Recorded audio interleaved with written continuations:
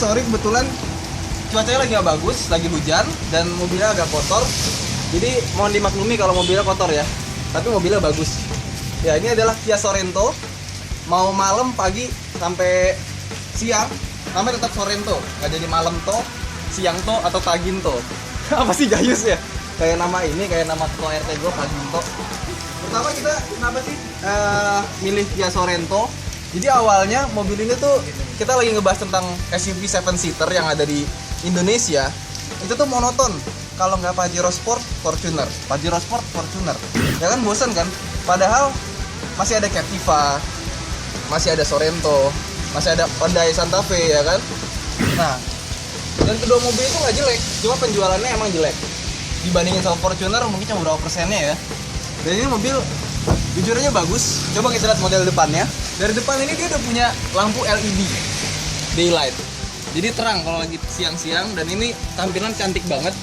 Kalau dibandingin sama Fortuner kalah ya. Bahkan kalau dilihat dari samping ini kayak Range Rover Evoque.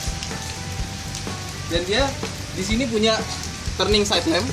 Jadi kalau misalnya BMW punya active headlight, kalau misalnya belok ke kanan dia lampu depannya ikut belok ke kanan. Dia kalau kita belok kanan, dia otomatis lampu sebelah sini bakal nyala ngikutin lampu sen. Lampu kecil di bawah ini lampu yang cukup terang, dia itu lampunya belok ke kanan. Nah, ini bentuknya Kia kotor. Pas ya sambil gua lap-lap gitu kan. Kelihatan kayak supir. Bentuknya bagus dan dia punya panoramic roof di atas. Jadi atasnya full kaca, nggak sekedar panoramik kayak Mitsubishi Outlander Sport, tapi dia bisa sunroof juga. Jadi selain dia kaca ke belakang, dia bisa sambil dibuka full ke belakang. Dan dia pakai velg itu kan 18 inci, velg yang sangat besar di kelasnya ya. Dan dia untungnya juga sudah pakai cakram di roda belakang. Masuk ke bodi belakang, mobil ini tampilannya cukup oke. Kalau misalnya pernah lihat Audi Q7, Q5, itu dia modelnya mirip-mirip ya. Bahkan model depannya, model interiornya, memang si Peter Strayer ini dia itu desainer ex Audi yang pindah ke Kia. Namanya juga Kia ya, Korea imitating Audi. Jadi Korea niru Audi gitu kan. Dan dia di belakang ini nggak ada sensor parkir, tapi nggak apa-apa karena dia udah menyediakan sebuah kamera mundur di belakang. Dia nggak ada spoilernya, tapi dia dikasih ini ya, refleks di atas. Oke, sekarang kita mau masuk ke dalam mobil ini. Ini kuncinya pertama, dia nggak keyless.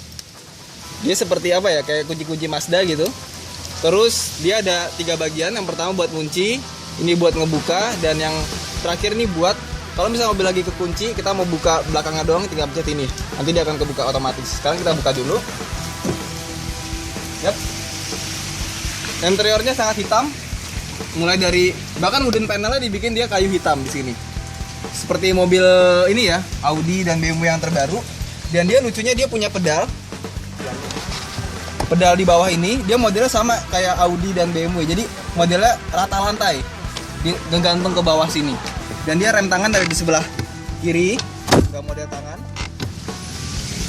Masuk ke dalam kokpitnya juga paling enak itu driving position-nya dia bisa diatur suka kita, mulai dari maju mundur, turun ke bawah, naik ke atas. Cuma dia belum elektrik dan dia bisa maju mundur, teleskopik dan tilt steering. Masuk ke dalam interior mobil ini, pertama dia sangat lega gitu. Kanan kiri dia sangat lebar, jadi enak banget ya. Terus dia punya setir ini, dia nggak kayak mobil-mobil lain yang banyak kosong, dia udah full. Di sini ada cruise control, di sininya ada untuk audio control, dan dia untuk setting MI di depan dia dari sini gitu, nggak usah ada pencet-pencetan lagi di dalam dashboard. Cuma sayangnya di sini nih ada banyak sebetulnya untuk fitur-fitur kayak VSC dan segala macam teknologi-teknologi terbaru, sama aja dihilangkan, diganti bener-bener kayak kosong gitu aja. Aturan dikasih tempat barang kayak atau apa ya. Nah, terus masuk ke dalam juga dia head unit canggih, udah ada memori internalnya 4 GB, bisa setel TV, radio, dan dia lucunya lagi dia bisa untuk rear media kanan kiri, dia bisa masukin, misalnya dia mau masuk DVD yang kanan TV, yang mau dijadiin sama kayak depan, dia tuh unik gitu. Nah terus juga dia transmisinya modelnya elegan, gue suka banget dan enak digenggam. Untuk menjadikan mobil ini manual juga tinggal digeser ke kanan, walaupun dia nggak ada di sini triptonic ya, pedal shift ya, gue pengennya sih ada. lampunya juga ada fitur auto, jadi dia akan menyala sesuai dengan kondisi di luar gitu. Nah, dia juga yang membuat mobil ini tampil lebih mewah. Dia di sini ada aux USB dan untuk colokan listrik. Nah, di sini juga modelnya buka seperti ini ya. Wih, ada duit 20.000. Asik buat gua ya. Ini juga dia punya konsol di sini buat naruh barang luas banget. Luas banget. Di sini juga. Nah, ini yang gua seneng nih di sini. Pertama, dia punya panoramic yang sangat luas. Kita open ya. Dia sekali pencet dia langsung kebuka full. Seperti ini, luas banget sampai ke belakang. Tuh kan? Enak ya kalau lagi malam-malam ngeliat bintang tuh romantis ya. Terus bisa dibuka juga. Bukanya juga sangat lebar.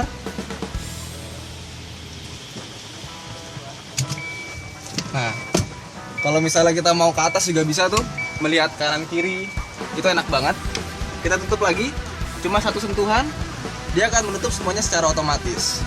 Dan yang paling menurut gue nih mendapat kritikan paling ini ya dari gue ya, ini dia punya headrest itu ada monitornya di belakang. Aslinya nggak ada sebetulnya, cuman nih untuk versi Indonesia ditambahin. Tapi sayangnya karena headrestnya sekarang ada TV-nya, jadi nggak enak buat disenderin. Mau dimajuin ke depan pun dia paling maju ya, bisa dimundurin ke belakang, dia paling maju, tetap nggak enak.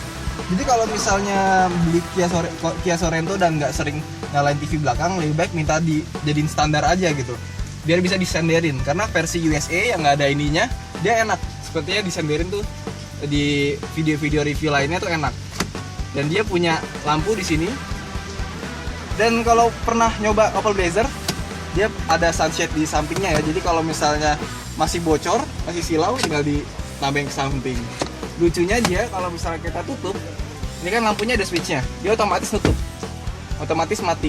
Jadi kayak kena tojokan gitu dari sini ya. Itu agak sedikit berbekas ya, bekas nonjok sini. Oke, jadi sudah sangat ini ya, mobil ini sudah sangat canggih, sudah terlalu banyak fitur untuk mobil sekelasnya. Bayangin harganya lebih murah dari Pajero Sport sama Toyota Fortuner, tapi fitur sudah lengkap. Nah, untuk AC juga dia sudah digital ya, airnya di atas, pengaturnya di bawah. Dan dia punya sistem clean air kayak plasma cluster gitu, tapi versi Kia. Jadi sudah cukup bagus ya. Terutama gue yang paling suka sama mobil ini, dia punya kamera mundur. Nah, kamera mundurnya juga dilengkapi dengan jarak. Jadi kalau sudah sampai sini, udah sampai batas ini, itu sudah sangat dekat dan kita harus berhenti gitu. Dia juga bisa internetan. Mungkin dia harus colok modem dulu buat bisa masuk internet gitu. Di sini juga dari box dia juga dilengkapi dengan koneksi untuk iPod, iPhone, dan ada USB tambahan. Jadi USB-nya dari depan dan dari belakang. Ada 2. Nah, sekarang kita coba ke belakang. Lega nggak sih mobil ini kalau dibandingin sama yang lainnya? Yuk. Oke, kita masuk ke bagian interior. Ini pertama legroom dia sangat luas. Headroom juga sangat luas. Meskipun kayaknya agak mementok, tapi enggak mentok ya. Dinaikin juga lebih nyaman. Dan dia bisa dimundurin sampai ke belakang. Nah, bisa buat tiduran. Depan ada TV, tiduran. Udah kayak di pesawat ya. Ini juga bagian tangannya juga sangat enak buat tempat tangan. Di sini juga dia punya handrest yang gembung di sini, jadi nyaman banget. Dan dia kalau misalnya mobil lain itu kan taruh di atas ya untuk AC-nya, karena dia atasnya diganti sama kaca. Jadi pindah ke sini nih bagian AC-nya ke depan, ke bagian samping. Di sini juga ada tempat storage, Pokoknya dalamnya lega dan kursinya luar biasa lebar karena mobil ini lebar banget. Dari kanan ini bisa masuk 4 orang nih kalau misalnya orang-orang yang kurus-kurus kayak gua ya, kayak Jokowi gitu kan. Juga bisa mundur lagi. Ini juga dia taruh lampu di samping sengaja karena di tengah nggak bisa naruh lampu, ada kacanya. Dan kita mau masuk ke bagian kursi belakang. Caranya sangat mudah untuk ke belakang ini. Pertama kita turunin dulu, kita lipat ke bawah, tarik dari sini ke atas. Oke. Kita masuk ke bagian belakang. Untuk bagian belakangnya buat gua jujur ini agak sempit. Dan bagian kursinya tuh dia tuh kayak dingklik gitu ya, naik ke atas gitu ya. Nggak full size, tapi di sini masih ada ruang masuk dan nggak mentok sih. Ini bisa dinaikin ke atas. Cuma untuk 170 cm kayak gua ini, dia depannya masih agak sempit. Jadi masih mentok nih kepala nih. Ini pasti mentok, tapi bisa diakalin sama kita duduknya agak terbah gitu kayak gini. Jadi kita agak nggak mentok ya. Nah, dia juga buat tempat tangan juga enak. Di sini ada cup holder, ada tempat buat naruh barang lagi. Cuma sayangnya, kalau misalnya kita lihat Kia Sorento tipe versi USA, dia di sebelah kanan dan kirinya itu dia ada lubang AC. Nah, untuk versi Indonesia dia di downgrade, jadi dia nggak ada AC double blower buat di belakang. Hanya AC ditaruh di sini, di sana, di sini hilang. Sayang banget ya, padahal kalau misalnya diadain pasti nyaman banget buat penumpang belakang. Oke, kita keluar aja langsung. Jadi untuk 7 seater mobil ini bisa dibilang layak. Sekarang kita mau lihat bagasinya. Pertama, ini lagi dalam kondisi pintu terkunci ya. Nah, fitur yang ini nih, yang tengah ini untuk membuka bagasi tanpa harus membuka kunci mobil secara keseluruhan. Kita pencet dan akan kebuka. Di sini tetap terkunci. Jadi kalau kita lagi mau masukin barang, terus di depan kebuka, bisa ada yang maling kan? Kalau ini enggak. Tapi sayangnya, ya bagasinya nggak begitu luas. Muat tas aja nih ya, tas seperti ini, dia udah langsung mentok. Cuma untungnya dia punya storage tambahan di bawah yang cukup luas. Ini ada dongkraknya juga ditaruh sini. Nah, untuk melipat kursi belakang juga sangat mudah. Tinggal ditarik, turun ke bawah, tarik, tidak perlu pakai tenaga, maka kita akan mendapatkan bagasi yang sangat luas di sini. Bisa dapat rata lantai ya. Dan ini salah satu konfigurasinya, jadi selain belakang bisa rata lantai, kursi tengah pun bisa dibuat rata seperti kursi belakang.